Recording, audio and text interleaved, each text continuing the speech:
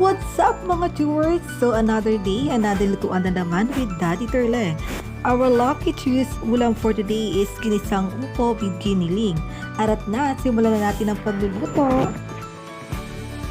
I-ready na ang mga ingredients: sibuyas, bawang, kamatis, paminta, giniling, seasoning powder at ang upo. Gayatin ang kamatis, sibuyas, bawang, at syempre ang bida for today, ang upo. Ayan, kitang-kita nyo naman, napaka-fresh pa ng ating upo. At syempre guys, kailangan natin hugasan yung upo. Yun na nga, simulan na natin ang pagluluto. Maglagay na kaunting mantika sa kawali. Isunod ang bawang at sibuyas. Halu-haluin. Kamatis, halu-haluin. At syempre, ilalagay na natin yung giniling. Pagpatuloy lang natin yung paghahalo guys para kumalat yung lasa.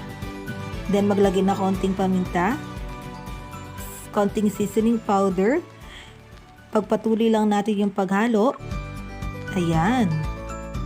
At lagyan natin na kaunting patis mga chewers para madagdagan ng kaunting lasa. Ayan, hintayin natin kumulo. Yon, kumukulo na. At yun na nga.